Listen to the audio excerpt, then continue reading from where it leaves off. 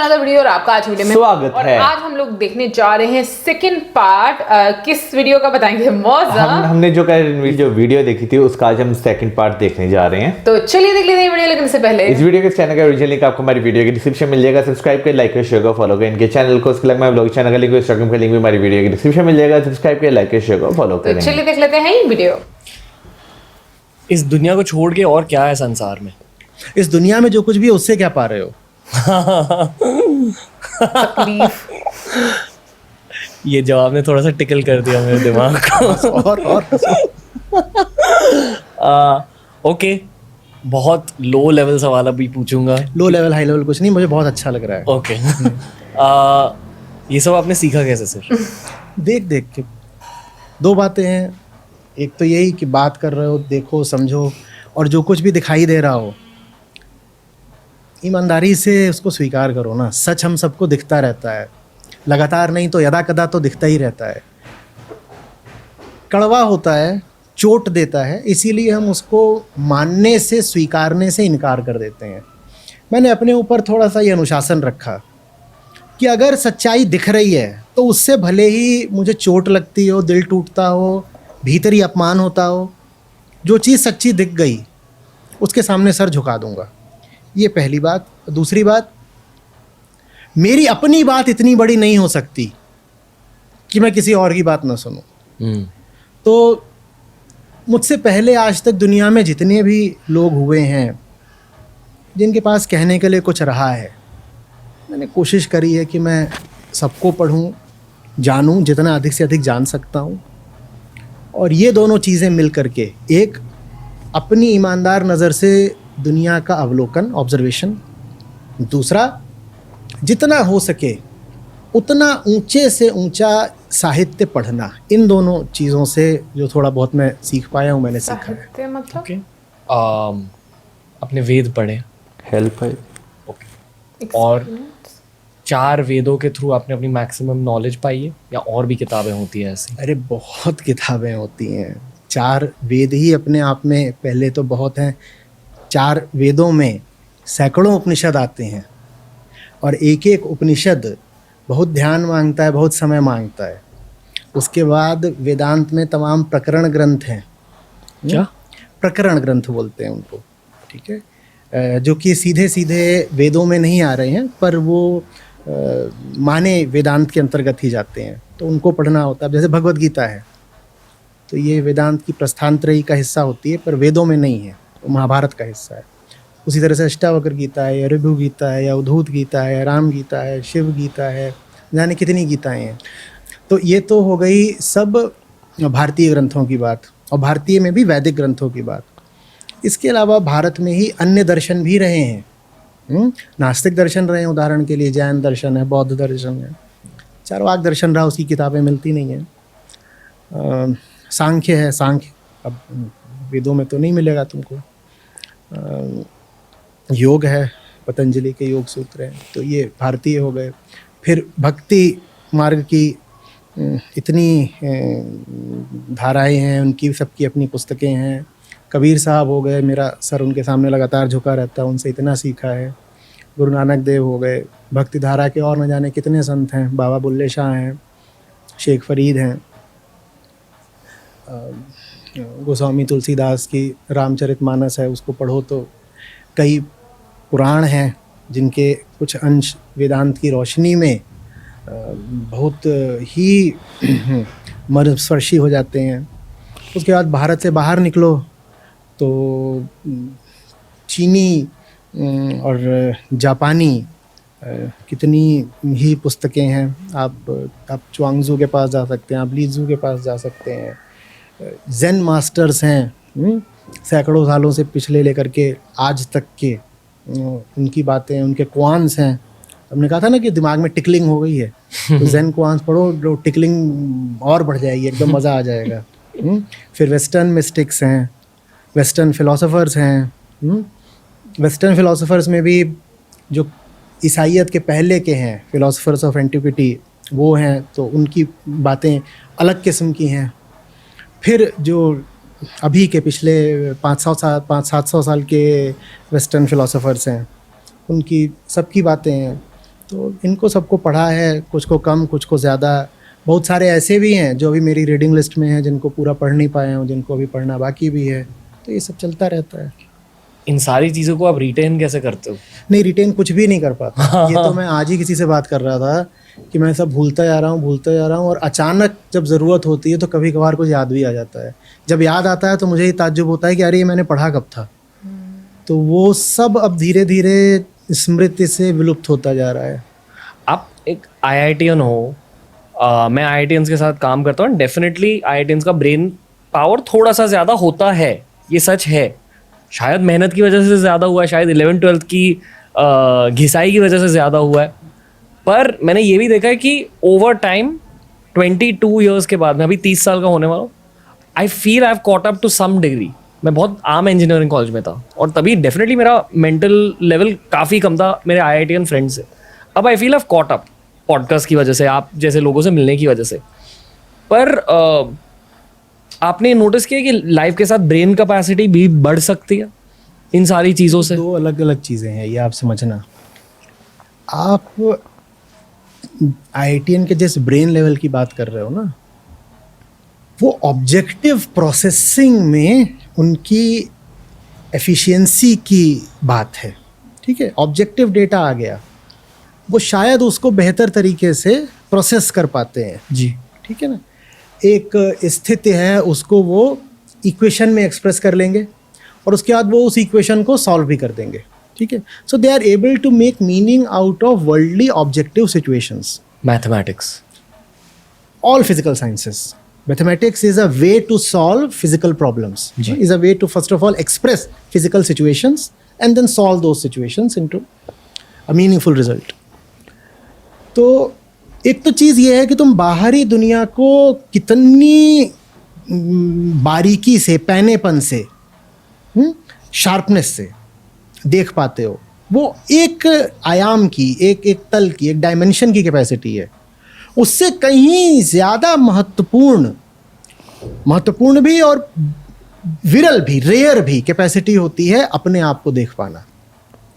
बिल्कुल ऐसे बहुत सारे IITians हैं जिनके पास प्रॉब्लम सॉल्विंग कैपेसिटी बाहरी दुनिया की काफ़ी अच्छी है, लेकिन उनके पास बहुत कम क्षमता है स्वयं को देख पाने की। और जो स्वयं को देख पाने की क्षमता होती है, यकीन मानो ये जीवन में कहीं ज़्यादा मायने रखती है, कहीं ज़्यादा मायने रखती है, जो शायद आर्टिस्ट के पास होती है ज़्यादा। ज़रूरी नहीं है, क्योंकि आर्टिस्ट भी एक्सप्रेस करता है उसके भीतर से जो भाव उठ रहा है, पर उस भाव को देख पा रहा हो आर्टिस्ट, ये आवश्यक नहीं है। किसी बात को अभिव्यक्ति दे देना एक बात है, और उस बात के मूल तक, केंद्र तक ही पहुंच पाना बिल्कुल दूसरी बात है। उदाहरण के लिए, मुझे क्रोध उठ रहा है, मैं इनको गाली दे दूं, ये एक बात है। ये मैंने क्या करा, भीतर से भाव उठ रहा था, और भाव हार्मोनल था, शारीरिक था, मान लो केमिकल था। भीतर से भाव उठ रहा था, मैंने उस भाव को अभिव्यक्ति दे दी गाली के रूप में, वो एक चीज़ है। और मैं देख ही पाऊँ कि ये कुछ नहीं है, ये बाहरी एक स्टिमुलस आया जिसने भीतरी मशीनरी को सक्रिय कर दिया, और इसलिए ये गुस्सा उठ रहा है। ये बिल्कुल दूसरी कैपेसिटी है। ये जो दूसरी कैपेसिटी होती है, ये बहुत कम लोगों में होती है, और ज़िंदगी में आप कितनी दूर तक जाओगे, जीवन को कितना सार्थक बना पाओगे, ये दूसरी कैपेसिटी पर ज़्यादा निर्भर करता है। ओके, आपको पता है मैं क्या पूछने वाला हूँ? यही, इन कैपेसिटीज को बढ़ाते कैसे हैं? क्योंकि कैपेसिटीज बढ़ सकती है लाइफ में ईमानदारी से। किन चीज़ों में है ईमानदारी? जैसे ये सवाल है, चाहते तो नहीं भी पूछते ना, पूछ लिया ऐसे ही। हमेशा कोई सामने नहीं मिलेगा पूछने के लिए, ढूंढना पड़ता है, और कई बार ढूंढ के भी ना मिले तो खुद से पूछना पड़ता है। इसके अलावा कोई तरीका नहीं है। जल्दी से गलत जवाब के साथ, गलत जगह पर, गलत चीज़ के साथ सेटल मत हो जाओ। इसके अलावा ज़िंदगी में और कोई सावधानी रखने की ज़रूरत नहीं है। सेटल मत होना, बस सेटल मत होना। वो जितने भी अर्थ होते हैं सेटल होने के, उन सबसे बच के रहना। अपने लाओ त्ज़ू की बात करी थी अभी, उन्होंने कोट, उनकी एक कोट है, fear not moving slowly, fear only standing still. ये जो बात है स्टैंडिंग स्टिल, ये स्टैंडिंग स्टिल माइंड के कॉन्टेक्स्ट में कई बार बहुत उत्कृष्ट गुण भी माना जाता है। जब ये कहा जा रहा होगा कि मन चंचल है 10 दिशाओं में भागता रहता है, तब इस स्टिलनेस को बहुत मूल्यवान भी माना जाता है। तो जो लोग सुन रहे हैं उनको भ्रम ना हो जाए। मैं कहना ये चाह रहा हूँ कि हमारी आदत होती है, जन्म से ही आदत होती है कि जहाँ है उसी जगह को सही मान लेना, क्योंकि उससे बेहतर जगह जाने में मेहनत करनी पड़ती है और तकलीफ होती है। और जिस जगह पर हो उससे रिश्ते नाते जुड़ गए होते हैं, वहाँ पर एडजस्टमेंट हो गया होता है, तो हम वहीं पर टिक जाना चाहते हैं। मैं उस आशय में कहना चाह रहा हूँ, just don't settle down too easily, keep moving. और उस मूवमेंट का तरीका है, because you asked for a method, सवाल पूछना, जिज्ञासा, inquiry. Never let the flow of questions cease, never let your questions bow down to authority. कोई बहुत बड़ा नहीं होता है, ना दुनिया बहुत बड़ी है, ना हमारी सुख सुविधा बहुत बड़ी है, ना संसार बहुत बड़ा है, ना अपना अहंकार बहुत बड़ा है। सवाल लगातार जारी रहने चाहिए, कोई भी जवाब आखिरी नहीं होना चाहिए। हाँ, इसके अलावा आगे बढ़ने का और कोई तरीका मिलने वाला है नहीं। और अक्सर बहुत सारे सवालों को पूछने के बाद घमंड भर जाता है दिमाग में, और उस घमंड की वजह से आने वाले सवाल रुक जाता है। घमंड को लेके भी सवाल कर लेना, घमंड आ गया ये तो प्राकृतिक बात है, शायद माया ने, माने प्रकृति ने शरीर को बनाया ही ऐसा है। हाँ, मस्तिष्क है ही चीज़ ऐसी कि उसमें बहुत जल्दी झूठा विश्वास आ जाता है, वही घमंड होता है, झूठा विश्वास कि मैं कुछ हूँ। तो उस पर भी सवाल कर लेते हैं कि हाँ साहब, आपको लग रहा है आप कुछ हैं, आईने से बात करते हुए आपको लग रहा है आप कुछ हैं, चलिए ज़रा आपकी तहकीकात कर लेते हैं। अपने आप से ही ज़रा 8-10 खरे सवाल पूछ लो तो अपनी हकीकत सामने आ जाती है। ओके, मैंने आपको हाई लेवल सवाल पूछ लिए, लो लेवल सवाल पूछ लिए, अब मीडियम नहीं पूछूंगा, अब लोएस्ट लेवल सवाल पूछूंगा। आपके अनुसार मुझे शादी करनी चाहिए लाइफ में, क्योंकि समाज मुझे कह रहा है कि मुझे शादी करनी चाहिए। आप हो कौन? आप कौन हो वही तय करेगा ना कि आपको कुछ भी करना चाहिए या नहीं। मुझे मिट्टी का तेल पीना चाहिए, पता नहीं। मुझे पत्थर खाना चाहिए, पता नहीं। जो चीज़ एक के लिए अमृत हो सकती है दूसरे के लिए जहर हो सकती है, निर्भर करता है कि आप हो कौन। आप हो कौन? एक दवाई है, वो मेरी जान बचा सकती है, वही दवाई आपकी जान ले सकती है। निर्भर इस पर करता है ना कि मैं कौन हूँ। तो यहाँ तक शादी की बात है, उसका मतलब होता है अब आप किसी के साथ बहुत समय बिताओगे, बिल्कुल ज़मीनी अर्थ यही है ना जी। अब आप किसी की संगति करोगे, आप उसके साथ रहोगे, खाओगे, पियोगे, उठोगे, बैठोगे, जगोगे, सोओगे, यही सब चलता रहेगा। उस व्यक्ति को आप जीवन में बहुत अहम स्थान दोगे, वो व्यक्ति आपके मन पर अब चढ़कर बैठेगा लगभग। यही है ना विवाह भाई। फेरों और जो उसमें लीगैलिटीज़ हैं उनके अतिरिक्त ज़मीनी अर्थ तो विवाह का यही हो गया ना। ये सब आपके लिए दवाई का काम करेगा या जहर का, अपने आप से आपको पूछना पड़ेगा ये कि आप हो कौन।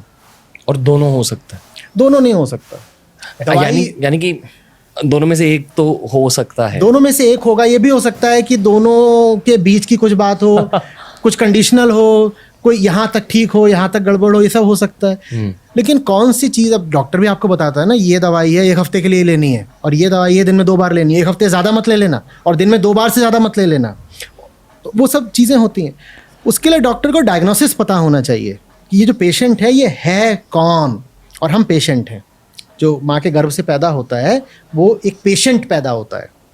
उसको पता होनी चाहिए अपनी हालत, तभी वो तय कर पाएगा उसे कैसी पढ़ाई करनी है, उसे शादी करनी चाहिए, नहीं करनी चाहिए, करनी भी चाहिए तो किससे करनी चाहिए, उसे नौकरी क्या करनी चाहिए, उसे किताब कौन सी पढ़नी चाहिए, उसे देश कौन से घूमने चाहिए, उसे कहाँ बसना चाहिए, उसे क्या खाना पीना चाहिए, उसे दोस्त कैसे बनाने चाहिए। उन सब के लिए अपना कुछ होश होना चाहिए।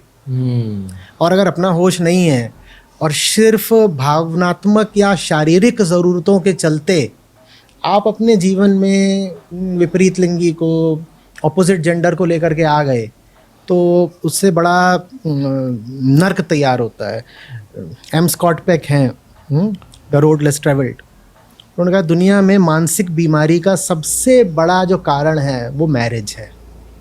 मैरिज से ज़्यादा खतरनाक इंस्टीट्यूशन दूसरा नहीं है। और बचपन से हमें कहा जाता है कि यही आपको लाइफ में करना है। किसके द्वारा कहा जाता है अब ये सोच लो। जो आपको, जो ताकत है जो आपको मुक्त नहीं होने देना चाहती, वही चाहती है कि आपके बंधनों को और प्रगाढ़ कर दे और खालिस बना दे। और वही ताकत कुछ इंसानों की शक्ल लेकर के आपके कान में बार बार ये बात फूंकती है, बेटा जल्दी से सेटल हो जाओ। फिर से एक बार मैं खिलाफ नहीं हूँ शादी के भाई। मैं नहीं कह रहा हूँ ना करें, क्योंकि इस तरह की बातें ही बहुत आई हैं कि हज़ारों लोगों की शादियाँ नहीं हो रही हैं, ये वो आचार्य जी आपकी वजह से। मैं कुछ नहीं बोल रहा ये सब। मैं तो बस ये बोल रहा हूँ कि शादी हो कि कुछ भी हो, देख तो लो कि तुम कौन हो और तुम्हें वो काम क्यों करना है, और जो तुम करने जा रहे हो उसका तुम पर असर क्या पड़ेगा। जब मुझे अपनी हालत पता होती है तो मुझे ये भी पता होता है ना कि अब जो ये होगा उसका मुझ पर प्रभाव क्या आएगा। कुछ की डिसीजंस होते हैं लाइफ में, जैसे कि करियर, शादी, बच्चे। कैरियर रिवर्सिबल होता है, ओह, शादी रिवर्सिबल नहीं है। बच्चे बच्चे भी कैसे रिवर्स नहीं मस्ती कर रहा हूँ। Wow, you might remember this podcast for reasons beyond the professional ones. जी, आई एम श्योर। वो मैं एग्जैक्टली वही सोच रहा हूँ। पॉडकास्ट खत्म नहीं हुआ सर। अभी गियर एकदम स्विच कर देंगे और मैं आपको आघोरी के बारे में पूछूंगा। बताइए सर, आघोरी को लेकर आपकी क्या राय है? अघोर शब्द का अर्थ समझते हो क्या होता है? नहीं। तो बस जो अघोर हो उसको अघोरी कह देते हैं। बाकी सब उनके जीवन का, चरित्र का ड्रामेटाइजेशन है, क्योंकि हमें बड़ा अच्छा लगता है ना इस तरह की बात सुनना कि कोई शमशान में घूम रहा है, कोई नंगा है, कोई कच्चा मांस खा रहा है, कोई बच्चे चुरा ले गया और तांत्रिक क्रियाओं में उनको मार के खा गया, इस तरह की बातें, या कि उनके पास तांत्रिक शक्तियाँ हैं, वो मुर्दे को ज़िंदा कर रहे हैं। ये सब ना, ये बच्चों को बहलाने के लिए इस तरह की कहानियाँ खड़ी कर दी जाती हैं। अघोर का अर्थ होता है वो जो अब प्रकृति के किसी गुण के वशीभूत नहीं है, उसे कहते हैं अघोर। जो अब दुनिया की गुलामी नहीं करता उसको कहते हैं अघोरी। जो अब दुनिया की गुलामी नहीं करता उसको कहते हैं अघोरी। बस बाकी जितनी बातें आप सुन रहे हो वो साधारण आम गृहस्थ मध्यम वर्गीय लोगों के मनोरंजन के लिए फैलाई गई कहानियाँ मात्र हैं। न तो अघोरी मुर्दे को ज़िंदा कर सकते हैं, ना उनके बारे में और सब जो इधर उधर की बातें हैं ये सब कर सकते हैं। हाँ, इतना ज़रूर है कि चूँकि अघोरी शैव परंपरा से आते हैं, शिव के उपासक होते हैं, तो वो कहते हैं कि ठीक वैसे जैसे शिव ने दुनिया के सब दूषणों को अपना आभूषण बना लिया, दुनिया में जितनी गंदगी है वो सब शिव का आभूषण हो जाती है ना। राख मल लेते हैं, पहाड़ पर बैठे हुए हैं बस पत्थर पे, मिट्टी पे, और ये जो सब उल्टे पुल्टे किस्म के चरित्र होते हैं, भूत प्रेत, इनको कहा जाता है, उनके गण हैं, सेवक हैं। तो दुनिया के जैसे दूषण को शिव आभूषण बना लेते हैं, वैसे ही ये जो शिव के अनुयायी हैं अघोरी, ये दुनिया के दूषण को अपना भक्षण बना लेते हैं। तो इन्हें गंदगी लपेटते कोई समस्या नहीं होती, और इन्हें वो चीज़ें खाते हुए भी समस्या नहीं होती जिनसे आम आदमी बहुत दूर भागेगा। उदाहरण के लिए किसी शव का मांस, ये उसको भी खा लेते हैं। ये उसको खा करके क्या कर रहे हैं उस बात को समझना, वो बात बिल्कुल ज़मीन की और हमारे बहुत काम की है। एक अघोरी अगर कभी किसी मुर्दे का मांस खा ले रहा है, या मांस नहीं भी खा रहा, मुर्दे के पास ही बैठ गया है और बस मुर्दे को देख रहा है और शमशान साधना कर रहा है, तो उसका अर्थ क्या है? वो कह रहा है ये संसारी लोग होंगे जो जीवन और मृत्यु को अलग अलग समझते हैं। तुम्हारी नैतिकता के लिए जो चीज़ बिल्कुल परित्यक्त है, परित्यक्त माने offensive and worthy of rejection, जो कुछ ऐसा है जिसको तुम रिजेक्ट करे बैठे हो, हमें समझ में आ रहा है उसमें और उन चीज़ों में कोई अंतर नहीं है जिनको तुम एक्सेप्ट करे बैठे हो। ये सब प्रकृति में एक बराबर है, बस उनका रूप और नाम बदल गया है। तो एक चीज़ को तुम कहते हो बड़ी अच्छी है, उदाहरण के लिए ये बड़ी अच्छी है, ये बड़ी अच्छी है, क्यों? ये चिकना चिकना है, साफ साफ है, और इसमें ऐसी चीज़ है जो मुझे बता दी गई है कि बड़ी अच्छी है, तो मैं इसको कहूँगा अच्छी है। दूसरी चीज़ को मैं कहता हूँ छी छी छी छी बड़ी गंदी है। अघोरी कहता है सब प्राकृतिक चीज़ें हैं, ये तुमने एक काल्पनिक रेखा खींच दी है अपनी नैतिकता की। तुम किसी चीज़ को अच्छा बोलते हो, किसी चीज़ को तुम बुरा बोलते हो, लो हम तुम्हारी नैतिकता की धज्जियाँ उड़ाए देते हैं उस चीज़ को ग्रहण करके जिसको तुम सबसे बुरा बोलते हो। जो चीज़ तुम्हें सबसे बुरी लगती है हम उसको भी स्वीकार कर लेंगे, अंगीकार कर लेंगे, बल्कि हम उसका आहार कर लेंगे, और ये करके हम दुनिया की नैतिकता से बिल्कुल मुक्त हो जाएंगे। नैतिकता माने क्या? Morality, dos and don'ts, commandments, ways of social livings, patterns of society. कह रहे हमें इनसे बिल्कुल आज़ाद होना है, हमें नहीं चाहिए। हम तो शिव के साथ चलते हैं और शिव आज़ाद हैं। जैसे शिव मुक्त हैं वैसे ही हम भी संसार से पूरी तरह मुक्त रहेंगे। तो अघोर पंथ के इसीलिए जो तरीके होते हैं वो दुनिया को समझ में नहीं आते। समझ में आना तो दूर की बात है, दुनिया उनसे घबराती बहुत है। आप आम घरों में जाएंगे अगर अभी भी पूरब में, आप इलाहाबाद बनारस तरफ चले जाइए, बिहार की तरफ चले जाइए, वहाँ पे अगर कोई लड़का होगा जो गंदा रहता होगा, नहाता नहीं होगा, या बिना हाथ धोए खाना ही खा लेता होगा, तो उसकी माँ उसको ताना उलाहना मारते हुए मालूम है क्या बोलेगी? अघोरी कहीं का, अघोरी कहीं का। हमने अघोरी शब्द को अपमान सूचक बना लिया। हम अघोरी शब्द को उलाहना की तरह प्रयोग करने लग गए, जबकि अघोरी वो है जो शिव के इतने प्रेम में है कि शिव सरीखा ही हो गया, वो अघोरी है, वो अघोरी है। और उसके साथ बहुत ज़्यादा काल्पनिक फंतासियाँ जोड़ने की ज़रूरत नहीं है कि उनमें ये शक्ति है वो शक्ति है।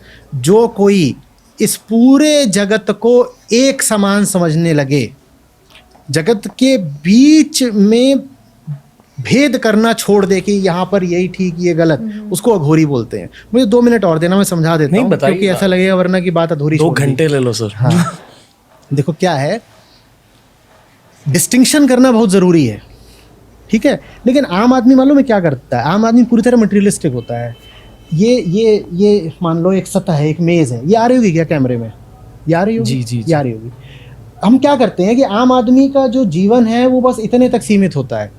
ये जो है, this is the surface, the dimension of material objects. तो उसको जब अपने लिए अच्छे और बुरे का निर्धारण करना होता है तो वो क्या देता है कि साहब वो दिया है वो शुभ है, और मान लो इसमें शराब है, ये जो शराब है वो अशुभ है। वो बाउंड्री डिवीजन ड्रॉ करता है, लेकिन कहाँ? इसी सरफेस में। वो इसी सरफेस में क्या देता है? कुछ अच्छा कुछ बुरा है, और इसी सरफेस में किसी चीज़ को अच्छी बना करके खुश हो जाता है। वो क्या कहता है? मैं अच्छाई के साथ हूँ, मैंने दिया पकड़ लिया, मैं अच्छाई के साथ हूँ, मैंने दिया पकड़ लिया, मैं अच्छाई के साथ हूँ। सच्चाई ये है, जिन्होंने जाना है, जो ज्ञानी है, उन्होंने कहा है कि ये जो पूरी सरफेस है ना, ये एक ही चीज़ है।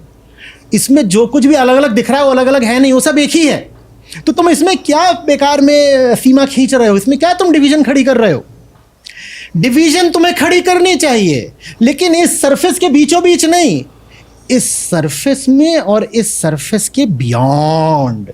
और जो बियॉन्ड में चला गया वो स्पिरिचुअल है।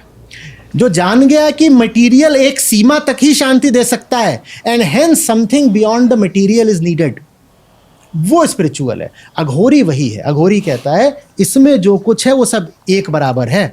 जो तुमको शुभ लगता है और जो तुमको अशुभ लगता है वो एक बराबर है। जो तुमको पाप लगता है, जो तुमको पुण्य लगता है वो एक बराबर है। जो तुमको शुद्ध लगता है, अशुद्ध लगता है, वो एक बराबर है। और अपने आप को ये बार बार याद दिलाने के लिए कि शुद्ध और अशुद्ध दोनों प्रकृति के अंतर्गत ही हैं, दोनों सतरजतम, इन्हीं तीनों गुणों में ही आते हैं। वो क्या करता है कि जिन चीज़ों को त्यागने का बहुत मन करता है वो उन चीज़ों को भी स्वीकार कर लेता है, अपने ऊपर लपेट लेता है। ये अघोरी का तरीका है, ये एक मेथड है। अघोरी होना एक विधि है जीवन की। और अघोरी होने के लिए देखो बिल्कुल ज़रूरी नहीं है कि तुम जाके किसी शमशान में बैठ जाओ। अगर तुम ऐसे हो गए हो कि सुख और दुख को लगभग एक बराबर देखने लगे हो, दोस्त और दुश्मन को एक आंख से देखने लग गए हो, पसंद और नापसंद को एक आंख से देखने लग गए हो, तो भाई तुम भी अघोरी हो, मैं भी अघोरी हूं। आज कुछ अच्छा लग रहा है, बहुत प्यारा लग रहा है, और तभी कुछ ऐसा हुआ जो बहुत बुरा लग गया, चोट लग गई। और इन दोनों स्थितियों में अगर तुम मन की सम अवस्था रख सको, अगर तुम मन में पॉइज्ड रह सको, चाहे कुछ लाइकेबल हो जाए चाहे डिसलाइकेबल हो जाए, तो तुम भी अघोरी हो। अघोरी होने के लिए वो सब लपेटना या मांस खाना या कुछ तांत्रिक क्रियाएं करना नहीं ज़रूरी होता।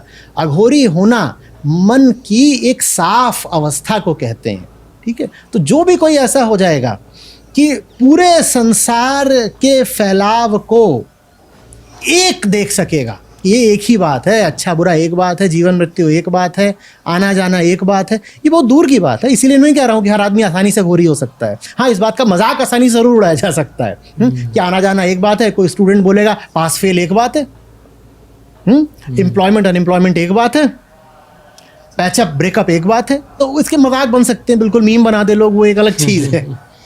लेकिन अगर तुम वास्तव में ऐसे हो पाओ कि अच्छे बुरे में तुम सम रह पाओ, सम माने इक्विपॉइस्ड, तो तुम अघोरी हो।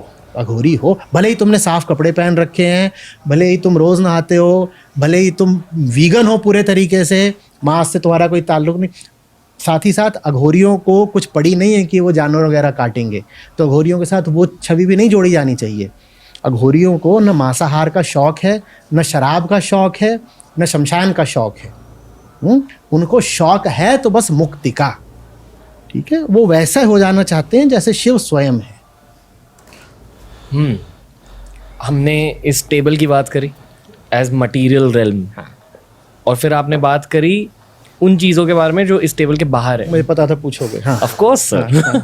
Shiva, dimension beyond human understanding, उस डायमेंशन के बारे में बताइए, क्योंकि ऐसा लगता है कि आपने उन चीज़ों के बारे में पढ़ा है कि बाहर क्या है, इस मटेरियल दुनिया के बाहर क्या है। क्योंकि मेरे ख्याल से जब लोग बुद्ध भगवान की बातें करते हैं या मोक्ष की बातें करते हैं या एनलाइटनमेंट की बातें करते हैं, मेरे ख्याल से एक मनुष्य की जिंदगी का कर्तव्य वही है, एनलाइटनमेंट, मोक्ष।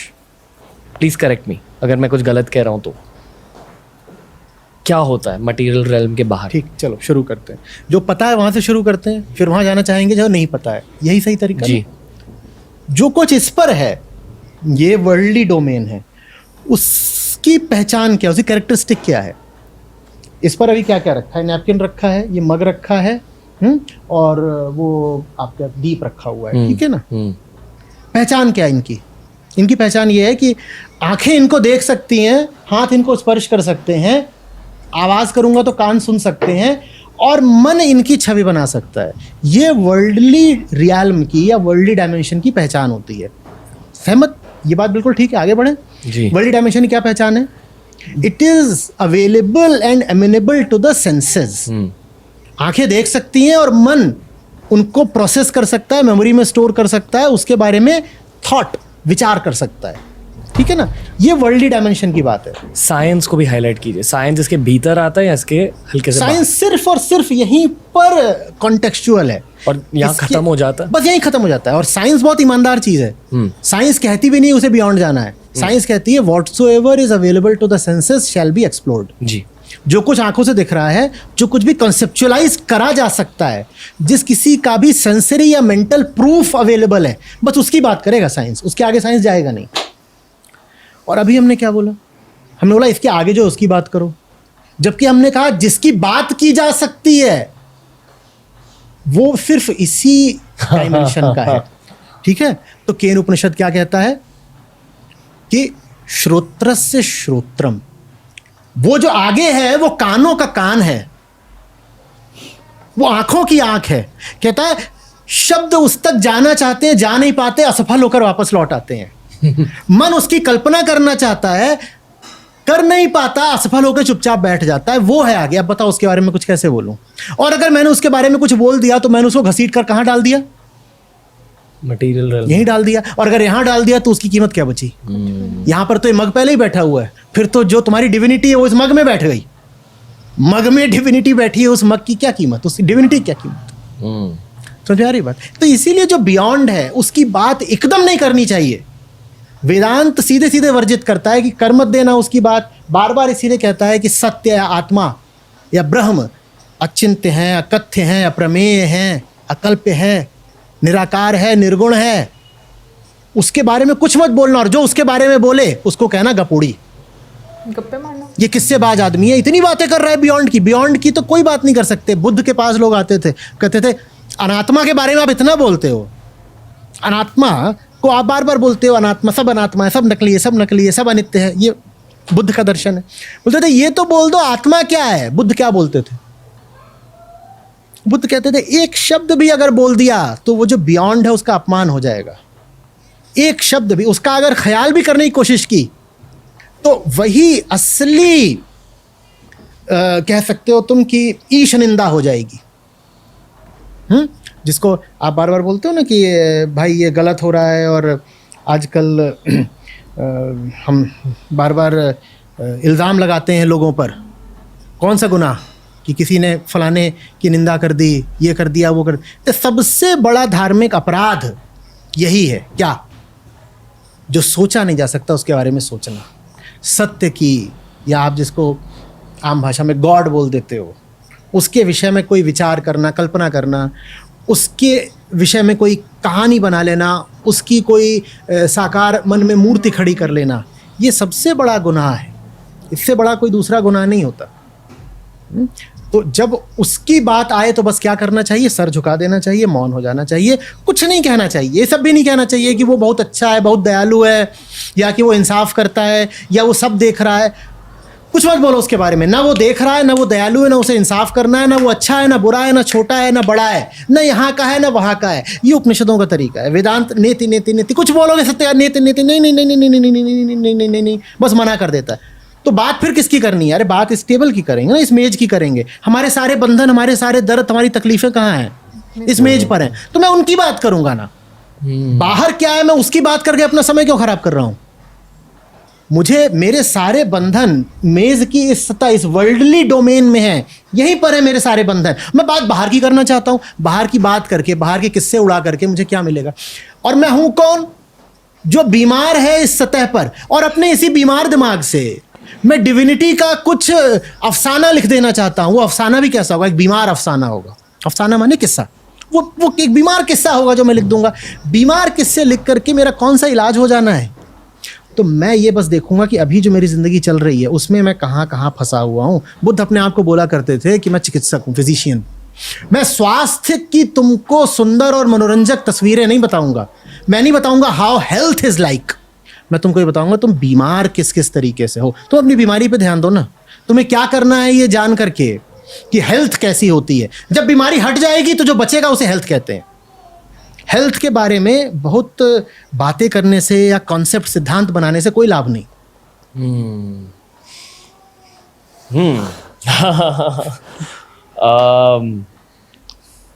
मुझे लगता नहीं कि कॉलेज स्टूडेंट ये पॉडकास्ट सुन रहे हैं।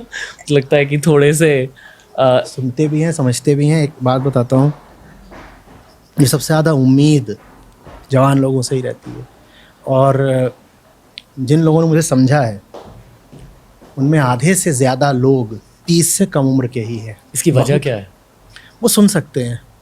ज़िंदगी ने अभी उनको बांध नहीं दिया है। उनकी ज़िंदगी में अभी वो इर्रिवर्सिबल चीज़ें नहीं आ गई हैं। जो बात मैं बोल रहा हूँ ना, वो बहुत सीधी है, एकदम सरल है। 2 मिनट समझ जाए, इतनी आसान बात है। वो आप बात तब नहीं सुन पाते जब सुनने के आड़े स्वार्थ आ जाते हैं। जब आँखों के आगे मजबूरी का, स्वार्थ का पर्दा पड़ जाता है, तब आपको ये सरल बात, सीधी बात भी समझ आती नहीं। आप समझने से इनकार कर देते हैं वास्तव में। नहीं तो बात बहुत सीधी है। 18-18 साल के लड़के लड़कियां हैं, वो बात समझते भी हैं, उनकी ज़िंदगियां बदल रही हैं। तो ऐसा नहीं है कि यंग लोगों को बात नहीं समझ में आती, उन्हें ही ज़्यादा समझ में आती है। आप इंजीनियर हो, तो जब एक इंजीनियर अपने इंजीनियरिंग कॉलेज के दोस्तों से मिलता है, वही इंजीनियरिंग कॉलेज वाली बातें होती है, वही वाइब फॉर्म होती है। ये आपके साथ भी होता है? ऊपर ऊपर से होता है। ओके, ऊपर ऊपर से होता है। ओके। अंदर अंदर तो अब जब पुराने लोगों से मुलाकात होती है तो उनकी ज़िंदगियां बहुत अलग दिशाओं में निकल गई होती हैं। और आम तौर पे मेरे पास आते हैं, उन्होंने मेरी कोई किताब पढ़ ली होती है या वीडियो देख लिया होता है ज़्यादा। तो वो भी इसीलिए आते हैं क्योंकि उनको कोई बात करनी होती है। तो हाँ, बात की शुरुआत ऐसे ज़रूर हो सकती है, ओए आ गया, ऐसा ये याद है, वो याद है। तो 2-4 मिनट के लिए एक तरह की आइस ब्रेकिंग हो जाती है इस तरीके से, पुरानी स्मृतियों को रिविज़िट करके। लेकिन जो असली बात होती है वो ये नहीं होती कि पुरानी यादें ताज़ा करो। असली बात ये होती है कि अभी उनकी ज़िंदगी में जो गुत्थियाँ हैं उनको सुलझाया कैसे जाए। आपने शराब पी है कभी लाइफ में? बहुत बार। ओके। कभी माने क्या होता है भाई, मैं 6 साल हॉस्टल में रहा हूँ, ख्याल किया करो। मैं 6 साल हॉस्टल में रह के कोई शराब नहीं पिएगा। मैं शराबी नशेड़ी नहीं हूँ, हाँ, लेकिन तुमने पूछा क्या कभी पी है, अब कभी का मतलब होता है एक बार, तो एक बार से ज्यादा पी है। वीड स्मोक किया? ये नहीं किया। नहीं? ओके, आज बहुत कॉमन हो चुका है। हो चुका है, मेरे हॉस्टल में भी होता था, पर पता नहीं, वो अपनी अपनी पसंद होती है। नशे का वो तरीका मुझे कोई पसंद नहीं आया। आपने शराब पीना स्टॉप क्यों किया? मैंने शुरू भी कभी नहीं किया था, कोई आदत थोड़ी है कि शुरू करी हो। नहीं, पर मतलब जो भी आपने बंद क्यों कर दिया पीना बिल्कुल ही? हॉस्टल से निकलने के बाद भी कभी अगर ऐसा कोई बहुत खास मौका पड़ी गया, 5-7 लोग बैठे हुए हैं और वहाँ बियर वगैरह खुली हुई है, तो मैंने इनकार नहीं किया। देखो, न मैंने कभी शुरू करी ना मैंने कहीं बंद करी, मेरे लिए वो कोई बहुत कीमती, महत्वपूर्ण, बहुत मीनिंगफुल चीज़ थी ही नहीं। हॉस्टल में भी ऐसा थोड़ी था कि कोई चस्का लग गया, लत लग गई है। अब आप अगर हॉस्टल में रहे तो आपको पता होगा कि उस तरह की चीज़ हफ्ते में 3 बार 5 बार हो रही होती है, हर जगह हो रही होती है। किसी का बर्थडे आ गया, किसी की जॉब लग गई, किसी का कुछ हो गया, किसी का ब्रेकअप हो गया, कुछ भी हो रहा है, तो वहाँ तो ये सब चीज़ें पानी की तरह बहती हैं। तो वहाँ कुछ हो रहा है, आप जा रहे हो, किसी ने आपको वो जो प्लास्टिक वाला मग होता था उन दिनों में, 25 साल पहले की बात है, किसी ने थमा दिया कोक के साथ या किसी चीज़ के साथ, आपने भी कहा ठीक है, बढ़िया बात है, चलो भाई आगे बढ़ते हैं। तो वो ऐसे था। तो ना तो शुरू करने की कोई बात थी, ना ख़त्म करने की कोई बात। अगर एक भगवान है तो उन्होंने ऐसी चीजें बनाई क्यों है? भगवान ने कुछ नहीं बनाया, भगवान ने दुनिया ही नहीं बनाई है, शराब काहे को बनाएंगे? ये सब जो क्रिएशनिज्म है, देखो फिर वापस आओ, देयर इज नो ऑब्जेक्टिविटी। जब ये ऑब्जेक्ट ही नहीं है तो ऑब्जेक्ट का क्रिएटर कहाँ से आ गया? वेदांत पूछता है कि तुम कह रहे हो दुनिया किसने बनाई, पहले ये बता दो दुनिया है भी, होगी तो कोई बनाएगा ना। कंप्लीट सब्जेक्टिविटी का मतलब ये है कि अगर ये मुझे दिख रहा है तो पहले मुझे पूछना पड़ेगा कि इसको देखने वाला कौन है। मैं ये बाद में पूछूं कि ये है या नहीं, मैं पहले पूछूं जो देख रहा है वो होश में है या नहीं। अभी हम शराब की बात कर रहे थे, शराब पीने के बाद अगर किसी को ये 7 उंगलियां दिखाई दे रही हो, ये 7 उंगलियां दिखाई दे रही हो, तो ये सवाल पूछना कहाँ तक जायज़ है कि ये 7 उंगलियां किसने बनाई? पहला सवाल क्या होना चाहिए, क्या 7 उंगलियां हैं भी? तो वेदांत पूछता है क्या 7 उंगलियां हैं भी? क्या 7 उंगलियां हैं भी? माने क्या ये दुनिया है भी? और दुनिया है तो किसके लिए है? दुनिया मेरे लिए है, दुनिया मेरे लिए। तो वेदांत किसी क्रिएटर ईश्वर से इनकार करता है। चेतना में वेदांत अपना पूरा वक्तव्य रखता है। चेतना है, चेतना मतलब द्वैतवादी कॉन्शियसनेस, जिसके एक सिरे पर वो विषय है, ऑब्जेक्ट है जिसको आप देख रहे हैं, और दूसरे सिरे पर उस विषय का दृष्टा या विषयता है जो उसको देख रहा है। तो चेतना है, ये दोनों हैं। देखो, दुनिया को सच मान लेना अहंकार की पहली और सबसे बड़ी भूल है। क्यों? आप क्यों बोलते हो कि ये दीवार है? जब कहते हो दुनिया है, दुनिया है, तो आप क्यों बोलते हो दीवार है? क्योंकि बोलते हो मुझे दिखाई दे रही है। तो आप बोल रहे हो मैं इतना बड़ा आदमी हूँ कि अगर मुझे कोई चीज़ दिखाई दे रही है तो होगी ना, क्योंकि दीवार खुद तो बोलने आ नहीं रही कि मैं हूँ, आप बोल रहे हो कि दीवार है, तो आपका अपने में बहुत यकीन है। वेदांत, अध्यात्म आपका यही यकीन हटाना चाहता है। आपका अपने आप में इतना यकीन क्यों है कि जो कुछ भी आपको प्रतीत हो रहा है, भाषित हो रहा है, आप उसी को सत्य माने ले रहे हो? दुनिया आपके लिए सत्य हो गई सिर्फ इसलिए क्योंकि आपको अनुभव होती है। माने जो अनुभव करता है, जो अनुभोक्ता है, जो एक्सपीरियंसर है, उसको आपने बिल्कुल हरी झंडी दे दी। आपने कह दिया तुझे जो कुछ भी लग रहा होगा वो सत्य है। तुझे दीवार लग रही है, सत्य है। तुझे कोई आदमी बुरा लग रहा है, वो भी सत्य है। तेरे लगने के कारण वो आदमी बुरा हो गया सिर्फ इसलिए, फिर तो जो कुछ भी आपको भीतर से प्रतीत होता हो वही सत्य है। नहीं, ये तो बहुत ज़्यादा अहंकार केंद्रित परिभाषा हो गई ना सत्य की। तो हमें अपनी एरोगेंस के चलते दुनिया को जल्दी से सत्य या ट्रुथ नहीं मान लेना है। और जब आप इस क्रिएशन को, सो कॉल्ड क्रिएशन को ट्रुथ मान लेते हो, तो फिर आपका सवाल जाता है और आप कहते हो अगर क्रिएशन है तो क्रिएटर तो होगा, अगर घट है तो घटकार तो होगा। लोग आते हैं ना और इस तरीके के बड़े वो अपनी समझ से बुद्धिमत्तापूर्ण तर्क देते हैं। वो कहते हैं अगर ये है तो किसी ने बनाया होगा ना, वैसे ही ये दुनिया है तो किसी ने बनाया होगा ना। वेदांत इस सवाल को बच्चों वाला सवाल मानता है। वो कहता है दुनिया है, पहले इसका तो कोई सबूत दिखा दो। अब ये बात सुनते ही ज़्यादातर लोगों के बिल्कुल तोते उड़ जाते हैं। वो कहते हैं दुनिया है या नहीं है ये तो कभी सोचा ही नहीं, वो कहते दुनिया तो है ही ना, दुनिया तो है ही ना। वेदांत कहता है नहीं साहब, अगर आप वाकई सच्चाई में जाना चाहते हो तो आप अपने अनुभव को गवाही बना करके जितने भी अनुभवगत विषय हैं सबको सत्य नहीं मान सकते। और अगर आपको अपने अनुभव को ही गवाही बनाना है तो फिर तो जो मानना है मानते रहो, किसी भी किस्म की जिज्ञासा की और खोज की ज़रूरत ही फिर क्या है। अपना जो भी अनुभव हो रहा हो क्या तो यही सच है, यही सच है। मुझे ये आदमी बुरा लगता है, ये बात बिल्कुल सच है, ये आदमी बुरा है, बस खत्म। ये पॉडकास्ट भी खत्म हो चुका है। बहुत ज़्यादा भारी हो गया अभी। अभी मैं समझा कि इसकी शुरुआत हिंदी में क्यों हुई। ऑटोमेटिकली ये हुआ। थोड़ी अजीब सिचुएशन है मेरे लिए, genuinely I am not making this up. English में शुरुआत करनी थी, खुद हिंदी निकलने लगी। अब समझा। आप कुछ बताना चाहेंगे कि ये क्यों हुआ?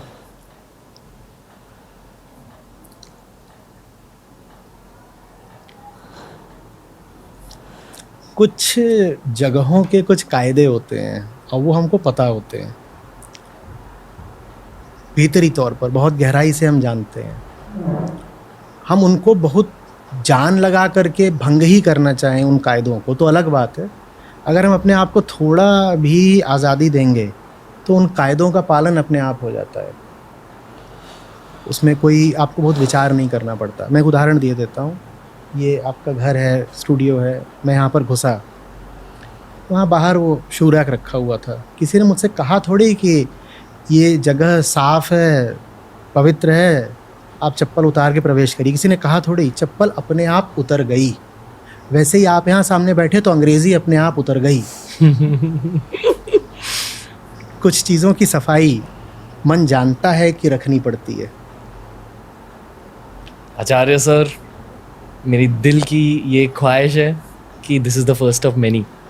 ये सिर्फ हमारा पहला एपिसोड है। आई होप कि वी कैन टॉक अगेन। बहुत मज़ा आया। ऐसा लग रहा है, मैं बहुत पॉजिटिवली ये चीज़ कह रहा हूँ, ऐसा लग रहा है कि कोई स्पिरिचुअल माइक टायसन ने मुझे नॉकआउट पंच दिया है अभी। तो थैंक यू। और ये भी लग रहा है कि मैंने कोई इंजीनियरिंग सीनियर से कुछ चीज़ें सीख ली है, कोई नई सब्जेक्ट के बारे में। पर थैंक यू। आई होप कि आपको मज़ा आया हो। मुझे बहुत मज़ा आया। ओके, ये सबसे हैवी, सबसे स्पेशल हिंदी एपिसोड था। नहीं हैवी, अच्छा मज़ा आया। धन्यवाद सर। तो ये था आज का एपिसोड। इसी बातचीत की कंटिन्यूएशन हुई हमारे इंग्लिश के पॉडकास्ट पर। अगर आपको इंग्लिश समझ आती है, डेफिनेटली इसका सीक्वल एपिसोड देखिए, जल्दी रिलीज़ हो जाएगा। आचार्य सर फिर से लौट कर आएंगे इस पॉडकास्ट पर। बस ये बताइए कि अगली बार आप इनसे किन चीज़ों के बारे में जानना चाहेंगे। यही होता है पॉडकास्ट का मज़ा, किसी हाईली एडुकेटेड रिसर्चर से बात करना, किसी हाईली एडुकेटेड और हाईली हार्ड वर्किंग इंसान से बात करना, लाइफ लॉन्ग लर्नर से बात करना। बहुत कुछ सीखने को मिला मुझे इनके साथ पॉडकास्ट करके। एंड आई होप कि आपको भी मज़ा आया हो। दोस्तों के साथ शेयर कीजिए, फैमिली के साथ शेयर कीजिए ये भारी एपिसोड। पॉडकास्टिंग का कल्चर आखिर भारत तक पहुंच ही गया।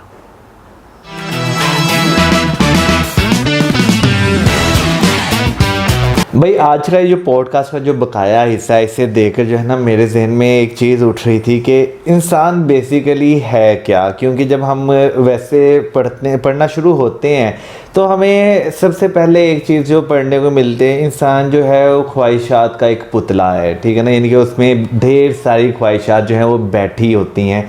इवन के क्या नाम लेते हैं, अभी जैसे बीच में मोक्ष का भी जिक्र किया गया, बीच में मोह माया का भी जिक्र किया गया।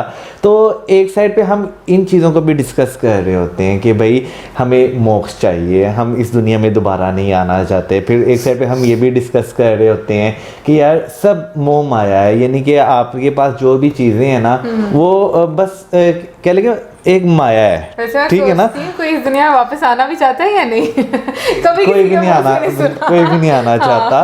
तो देखें वो जो चीज़ है ना कि हमारी ख्वाहिशात जो है वो ख़त्म ही नहीं होती। बहुत कम लोग यानी कि ऐसे होते हैं जो कि बहुत ज़्यादा ज़िंदगी में जो है स्पिरिचुअल हो जाते हैं, ठीक है ना, किसी न किसी पॉइंट पर आकर हो जाते हैं। लेकिन जो है जो नहीं होते, जो पूरी ज़िंदगी यानी कि मरते दम तक उनकी ख्वाहिशात रहती हैं। तो लिटरली मैं सोचता हूँ कि इंसान जो है ना अंदर से बहुत ज़्यादा कॉम्प्लेक्स है। वैसे फिर वही बात आ जाती है कि जैसे लाइक नो हमारा शायद रहने का तरीका इस तरह का हो गया कि हमने उसे कॉम्प्लेक्स बना लिया। अगर पहले पार्ट की बात करें तो उसमें हम लोगों ने देखा कि ह्यूमन डिज़ायर जो होती हैं आप उसी के एक गुलाम बनकर रह जाते हो, और जिस तरीके से हम लोगों को चीज़ें समझ नहीं आती, हमारे अंदर एक हलचल चल रही होती है, हमें पता ही नहीं होता कि हमारी आइडेंटिटी क्या है या हम क्या चाहते हैं। सो उससे रिलेटेड बात की। और अभी ये जो सेकंड पार्ट हम लोगों ने देखा है इसमें मैं बात करूँगी कि लाइक जो दुनिया है, अक्सर ये सुना जाता है कि ये दुनिया जो है ना ये एक धोखा है, ठीक है, ऐसे बात की जाती है जो बड़ों के मुंह से सुनी जाती है, लेकिन वो धोखा क्या है वो कभी किसी ने बताया नहीं, वो किसी ने समझाया नहीं। अभी जब आप सुनते हो कि धोखा कैसे है, मुझे लगता है सबसे पहले तो हम अपने आप को धोखा दे रहे होते हैं ये कह कर के हम लोगों ने जैसे हमेशा के लिए यहाँ पर ही रहना है। हमारा इतना दिल लग जाता है इस दुनिया में कि हम लोगों को पता ही नहीं है कि ये एक टेम्प्ररी चीज़ है, इसके बाद भी हमारे साथ कुछ होना है। सो मुझे लगता है कि सबसे पहले तो हमें इस बबल से बाहर निकलना पड़ेगा। लेकिन उसके साथ साथ जैसे सर ने बात की लाइक कुछ चीज़ें ऐसी थी जिनको तो मैं बहुत ज़्यादा डायरेक्टली रिलेट कर पा रही थी अपने साथ, और वो थी आपके बिहेवियर की। सो समटाइम्स ऐसा होता है वाकई में, समटाइम्स नहीं बोलूँगी सॉरी, मतलब हमेशा होता है आपके साथ कि अगर जो आप जिस जोन में ना आप दूसरों को भी उसी तरह से ट्रीट करते हो। अगर आपका मूड अच्छा है तो अगर और किसी का अच्छा नहीं है, और अगर आपका अच्छा नहीं है और किसी का अच्छा है तो आप अपने मुताबिक ही रिएक्ट करोगे और लेकर चलोगे। जैसे उन्होंने बीच में अगोरी की बात की तो मुझे एक चीज़ समझ में आई कि वो लोग किसी में कोई भेदभाव नहीं रखते, वो सबको एक इक्वल लेवल पर रख कर चलते हैं। उनके लिए जो हमारे लिए गलत है और जो हम लोगों ने डिसाइड कर लिया है चीज़ें, जैसे कि हम इंसान जो है बड़े आम से बोलते भाई मेरे लिए ये चीज़ सही नहीं है, मैं समझती हूँ गलत है, तो मैं बड़ी एक स्ट्रॉन्ग ओपिनियन बना लेती हूँ उसके बारे में, या मैं ये कह लूँगी कि भाई नहीं ये चीज़ तो मना है, करना ही नहीं है। उसके बियॉन्ड मैं वाकई में जाकर कभी सोच नहीं सकती और ना ही मैं सोचती हूँ।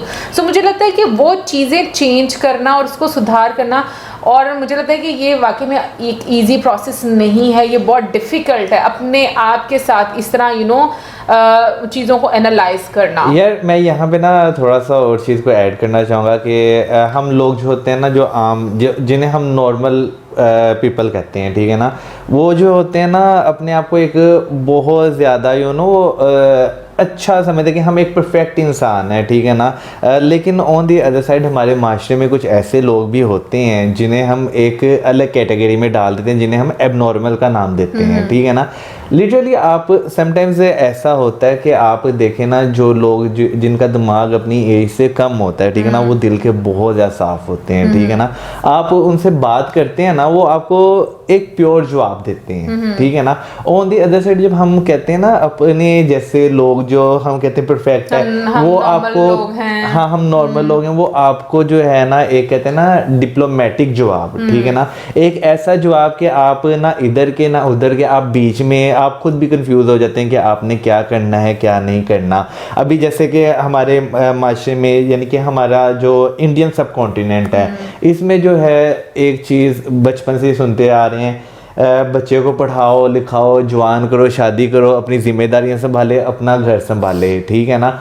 लिटरली आप जो एक बच्चा होता है ना, उसकी ब्रेन ट्रेनिंग इसी तरह हो जाती है कि पूरी ज़िंदगी जो है ना अपनी इसी चीज़ में गुजार देता है। जब उसका एंड वाला टाइम आता है ना, तो वो कहते हैं ना, फिर जैसे बीच में क्या इरिवर्सेबल नहीं है, ठीक है ना।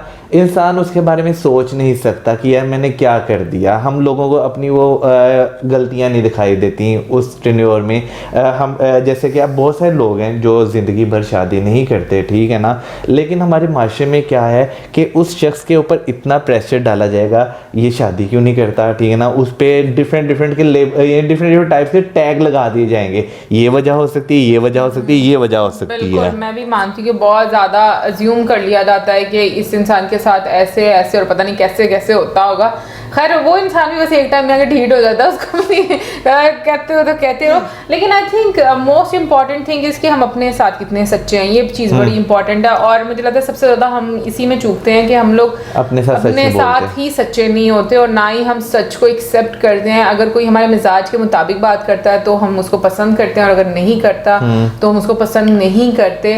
But I think it's part of our life के हम किस तरीके से इस फेज में चीज़ें सीख सकते हैं। सो ये बड़ा इंपॉर्टेंट है कि आप रियलाइज़ करो, क्योंकि मुझे लगता है कि बहुत सारी चीज़ें ऐसी होती हैं जो आपको रियलाइज़ करने पर ही पता चलती हैं, और अगर आप नहीं करोगे तो आप एक बेहोशी की दुनिया में और वही एक उस बबल में रहोगे कि हम परफेक्ट हैं, उसी चीज़ में रहोगे।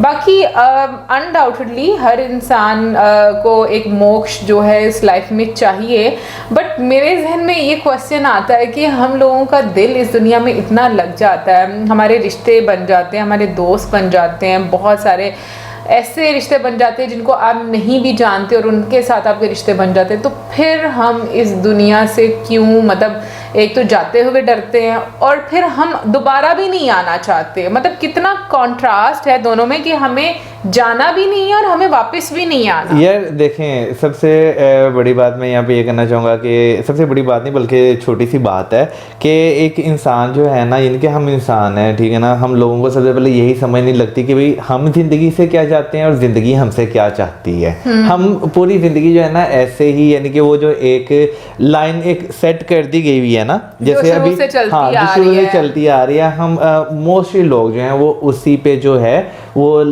जो है वो गुजार देते हैं अपनी जिंदगी। बहुत कम लोग ऐसे होते हैं जो थोड़ा डिफरेंट तरीके से सोचते हैं, डिफरेंट तरीके से दुनिया को, जिंदगी का पर्पस जानने की जो है कोशिश करते हैं। दूसरी बात ये कि जो है ना हर इंसान को भाई ये चीज़ मालूम है कि एंड मौत है, मरना है एक दिन, लेकिन क्या नाम लेते हैं हम अपने वो कह लें कि हमने ना जैसे बीच में कहा गया कि आपकी आंखों के सामने सब कुछ है लेकिन आप देखना नहीं चाहते, आपने वो पर्दे रखे हुए हैं। हमें ये पता है कि भाई जिंदगी में जैसे जैसे एक दिन हम आगे जा रहे हैं ना, हमारी जिंदगी का एक दिन कम होता जा रहा है, लेकिन हम जो है फिर वही बात आ जाती है कि हम देखना नहीं चाहते, हम इस दुनिया से भी जाना नहीं चाहते, हम इस दुनिया में वापस आना भी नहीं चाहते। तो वही भी बात आ गई कि इंसान को ये समझ ही नहीं लगती पूरी जिंदगी कि वो अपने आप से चाहता क्या है। वैसे ये जो सेकंड पार्ट था ना, ये थोड़ा हैवी था, बहुत हैवी था। स्पेशली अगर मैं बात करूं मुझे क्रिएशन को लेकर कि जब दुनिया है ही नहीं तो उसको क्रिएट किसने किया होगा। सो मुझे ये चीज़ें थोड़ी हैवी लगी समझने में। मैं इस तरह से रिलेट कर पाई कि हो सकता है जो हम कहते हैं ना कि दुनिया एक धोखा है, हम सिर्फ वो जो देख रहे हैं उसी पर यकीन कर रहे हैं और हमने वो इतना ज़्यादा उस पर यकीन कर लिया हुआ है कि हम कहते हैं कि यही सही है। तो शायद ये उससे मतलब उस कॉन्टेक्स्ट में बात की गई है। बाकी आप ज़रूर बताइएगा हम लोगों को कमेंट सेक्शन में, क्योंकि ऑब्वियसली हर चीज़ की समझ उतनी ज़्यादा नहीं आती और जिसकी नहीं आती वो हम डायरेक्टली आपसे पूछ लेते हैं। जैसे कि सर ने भी बीच में बोला कि सच्चाई यही है कि पूछ लो, अगर नहीं पता तो पूछ लो। अब यहाँ पे मैं एक छोटी सी और बात करना चाहूँगा। मुझे नहीं पता कि भाई ये मैं बात सही तरह डिलीवर कर पाऊँगा कि नहीं कर पाऊँगा। देखिए पूरी ज़िंदगी जो है ना, हम दुनिया जो है वो इस दुनिया में गुजार देते हैं, ठीक है ना, लेकिन जब हमारा मरने का टाइम पास आता है तो मैंने बहुत सारे लोगों को देखा है कि उनकी आंखें खाली होना शुरू हो जाती हैं, ठीक है ना। वो यानी कि किसी भी चीज़ को देख रहे होंगे ना, बेशक वो दीवार को देख रहे होंगे, वो ऐसे देख रहे होंगे जैसे वो उसके पार कुछ देख सकते हैं लेकिन वो बता नहीं सकते कि वो क्या देख रहे हैं। तो अब ये मुझे समझ नहीं लगती कि जब इंसान का शायद टाइम पास आ जाता है, उसकी आंखों के आगे जो पर्दे होते हैं शायद वो हट जाते हैं, क्या होता है ये मुझे नहीं मालूम। पता नहीं, मैंने तो कुछ ऐसा भी सुना हुआ है कि आपकी जो पूरी जिंदगी है ना वो आपके सामने चल रही होती है रील की तरह। और मैंने ये भी सुना है कुछ लोगों से कि उनको लास्ट टाइम में जो अपनी फैमिली के जो लोग होते हैं जिनकी डेथ हो चुकी होती है वो भी नजर आते हैं। अब मुझे नहीं पता कि इसमें कितनी सच्चाई है, क्योंकि हमारी आंख वो नहीं देख पाती जो उनकी आंख देख पाती है, बट कुछ तो डिफरेंट होता है, ये तो हकीकत है। क्योंकि आप किसी ऐसे शख्स के पास बैठे होते हैं ना, मैंने खुद चीज़ें ये एक्सपीरियंस की हुई है कि वो जो है ना किसी भी चीज़ को देख रहा हो, वो आपको नहीं देख रहा, तो अगर आप उसके पास बैठे हो वो कुछ परे देख रहा होता है कि क्या नाम लेते हैं, जैसे कि ना हमें रियलाइज करवाया जा रहा है कि भाई कुछ देख नजर आ रहा है मुझे।